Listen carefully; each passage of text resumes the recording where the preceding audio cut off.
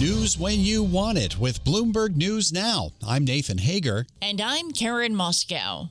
Karen, the longest government shutdown in U.S. history could end as soon as tomorrow. The Senate has passed a temporary funding measure that would reopen most of the government through January 30th and the rest through the end of September. It's a sigh of relief for Senate Majority Leader John Thune. This has been a very long road, quite literally the longest shutdown in history. I am very, very happy to be able to say that we are coming to the end. Majority Leader John Thune spoke on the Senate floor after the bill passed 60-40. Now it heads to the House, where lawmakers are expected to take it up tomorrow, and President Trump is expected to sign it. The measure does not include the health insurance subsidy extension that Democrats had demanded for more than a month. Bloomberg's John Herskovitz reports that's led to a split within the party. The concession that Republicans gave was allowing a vote on the extension of these subsidies in December. Whether these subsidies pass or not is another matter. For a lot of members of the Democratic Party, especially on the progressive wing, they see this as a betrayal. This was the root cause of their confrontation with the Republicans, and they just don't like the way that it has been settled. Bloomberg's John Herskovitz says Republicans are floating alternate plans for the expiring subsidies. President Trump has proposed sending direct payments to Affordable Care Act recipients. Other Republicans are suggesting an income cap for the subsidies. Well, Nathan, the shutdown is certainly leaving a mark on the airline industry. A fourth day of flight restrictions saw airlines scrap more than 2,100 flights yesterday. And after going unpaid for more than a month, some air traffic controllers have been calling out of work. In a post on Truth Social, President Trump threatened to withhold pay for those who do not show up. The president promised a $10,000 bonus for workers who did not take time off. Nick Daniels is president of the Air Traffic Controllers Union. So I'll take anything that recognizes these hardworking men and women, but we'll work with the administration on any issues that are out there. Air traffic controllers have continued to show up during this shutdown. They've endured the longest shutdown in American history, and every single day, they absolutely not only deserve their pay, they deserve to be recognized.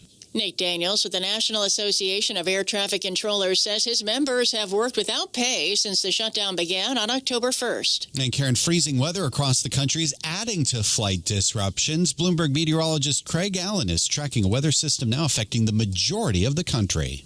It's the coldest air of the season so far, and it has dipped down from border to border across the eastern half of the United States. And as we've been mentioning, the core of this unseasonably cold outbreak, it took a nosedive south first, and now it has invaded the east this morning. Sub-freezing temperatures are covering about 36 states, numerous record lows being set all the way down through Texas over to Louisiana, Mississippi, Alabama, even south of Orlando in Florida.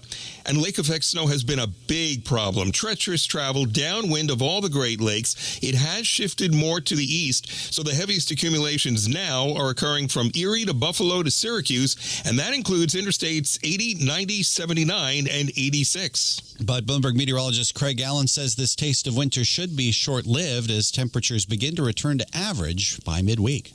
Well, Nathan, President Trump is hinting at a thaw in trade relations with India. The president said the U.S. is pretty close to a deal with India, and at some point, tariff rates will go down. Well, right now, the tariffs are very high on India because of the Russian oil, and they've stopped doing the Russian oil. It's been reduced very substantially. Yeah, we're going to be bringing the tariffs down. And President Trump spoke at the Oval Office swearing-in of his new ambassador to India, Sergio Gore. The U.S. raised tariffs on many Indian goods to 50% earlier this year, in part to pressure New Delhi to stop buying Russian oil. Indian refiners have begun scaling back purchases from Moscow after President Trump sanctioned Russia's two largest producers last month. And staying with the markets, Nathan, futures are lower after yesterday's rally on Wall Street. Shares of NVIDIA, they're down 1.7%. Japan SoftBank said it has sold its entire stake in the chip maker. It's pocketing $5.8 billion ahead of a rash of planned investments by founder Masayoshi Son to build his own sphere of influence supporting artificial intelligence. SoftBank also announced a 4-for-1 stock split. And that's news when you want it with Bloomberg News Now. I'm Karen Moscow. I'm Nathan Hager, and this is Bloomberg.